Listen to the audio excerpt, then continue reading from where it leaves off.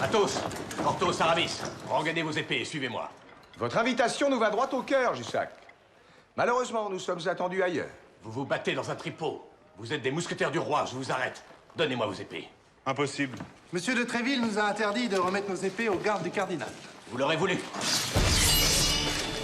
Ils sont 10, nous sommes 3.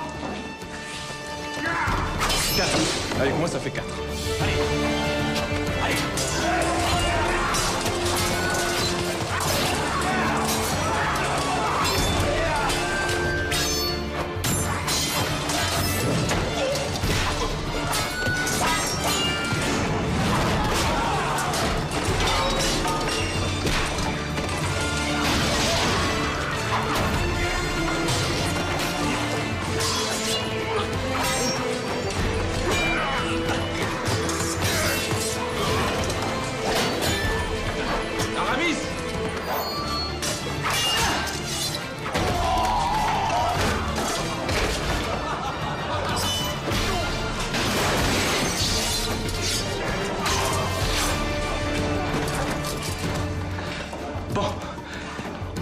Voilà ce qu'entrevit le jeune homme, et disons-le à sa louange, il n'hésita point une seconde.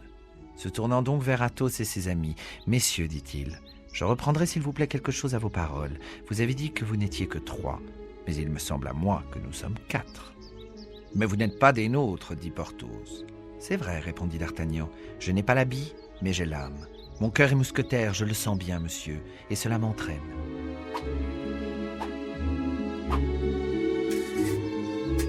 Et les 9 combattants se précipitèrent les uns sur les autres avec une furie qui n'excluait pas une certaine méthode.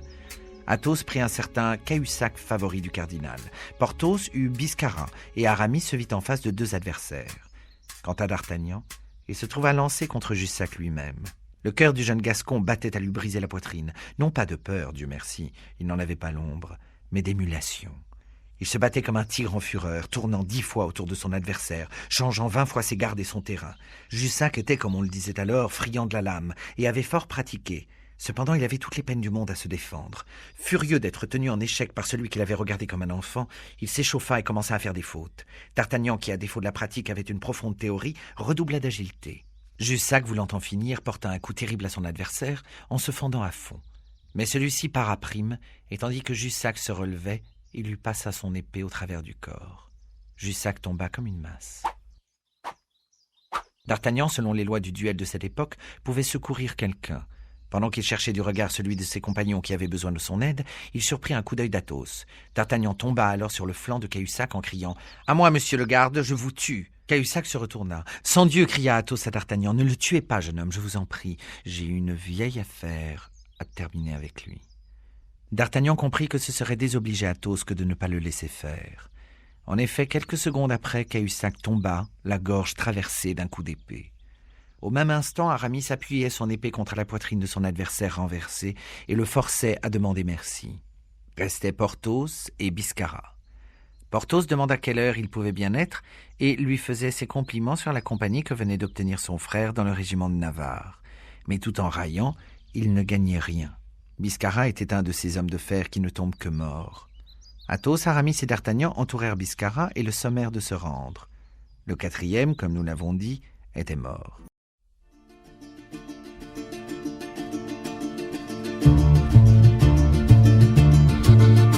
From out of the dust came a man true and bold, champion of the fandango.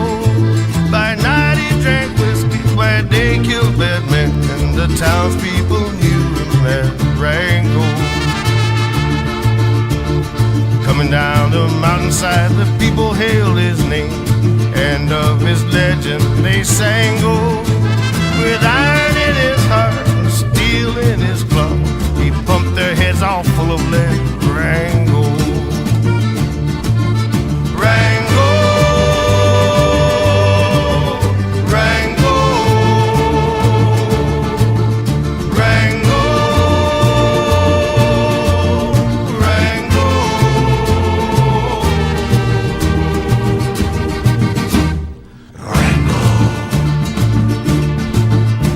A ladies' man indeed, from his head down to his knees. Rango was doing the tango his hideout in the hills with a notion to kill Rango. Rango, Rango, Rango, Rango.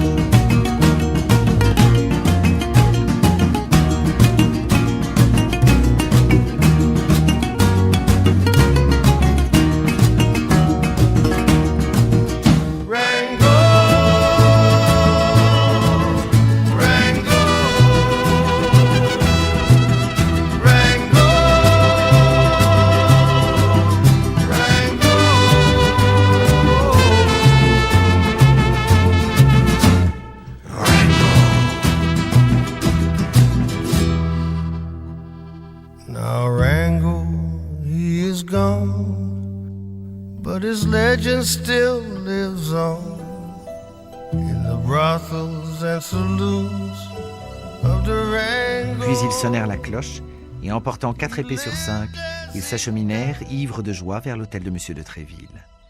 On les voyait entrelacés, tenant toute la largeur de la rue, en accostant chaque mousquetaire qu'ils rencontraient, si bien qu'à la fin, ce fut une marche triomphale.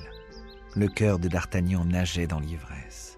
Il marchait entre Athos et Porthos en les étreignant tendrement. « Si je ne suis pas encore mousquetaire, dit-il à ses nouveaux amis en franchissant la porte de l'hôtel de Monsieur de Tréville, au moins me voilà reçu apprenti, n'est-ce pas? Et maintenant, messieurs, tous pour un pour tous. C'est notre devise, n'est-ce pas ?» Et les 4 amis répétèrent d'une seule voix la formule dictée par D'Artagnan. Tous pour un pour tous.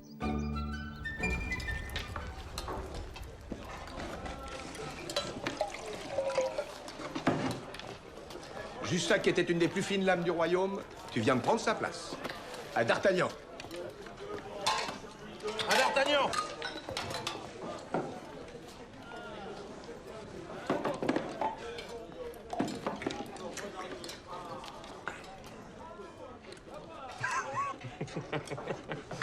Pourquoi souris-tu? Parce que si les gardes du cardinal n'étaient pas entrés, Nous nous serions entretués. rien que d'y penser, j'en ai les larmes aux yeux. Et où as-tu appris à te battre comme ça? Ça ne s'apprend pas. C'est naturel. Qu'est-ce qui te fait dire ça? La technique s'apprend, mais lui, il a quelque chose en plus. Ah bon? Ah oui? Il a le petit grain de folie qui fait tout basculer. C'est ce qui te manque. C'est ce qui te manque aussi. C'est ce qui nous manque à tous. Eh ben maintenant, on l'a. Bon, passons aux choses sérieuses. Pour l'argent, ça range comment?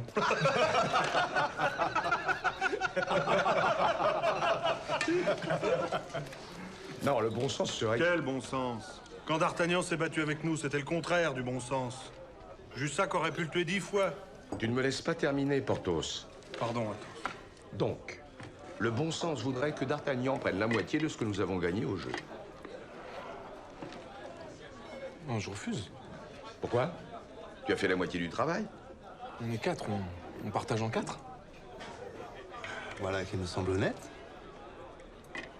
Désormais, entre nous, ce sera à la vie, à la mort. Un pour tous.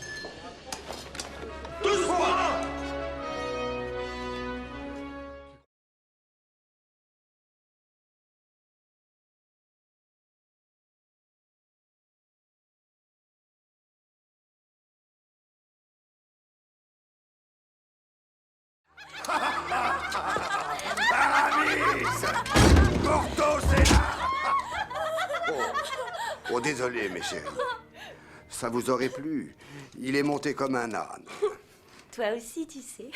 Oh, vraiment? Oh, il est endormi depuis si longtemps que je l'avais déjà oublié. C'est bon, allez-vous-en, allez. Allez, sortez, laissez sa sainteté tranquille. Je viendrai vous reprendre demain quand il sera d'humeur moins morose. Allez, allez, sauvez-vous, jeune fille, allez.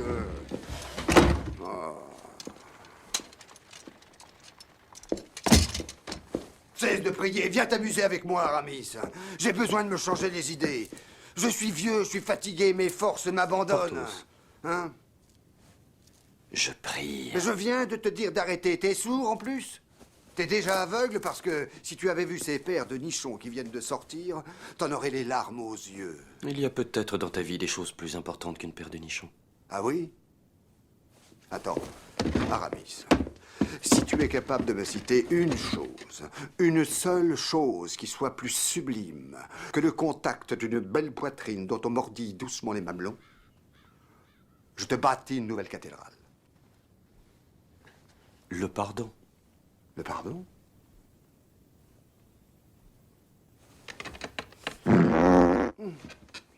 Pardonne-moi. Oh, pardonne-moi. Je suis pardonné. Je suis pardonné. Oh! Ah! J'observe que ton pardon laisse un goût plus amer qu'un mamelon. Tu ne comprends donc pas. J'essaie de prier. T'es toujours en train de prier! D'Artagnan. Oh, D'Artagnan! Oh, hey, comment vas-tu, jeune homme? Porthos, tu as interrompu une petite discussion théologique. C'est ce que je vois. Bienvenue.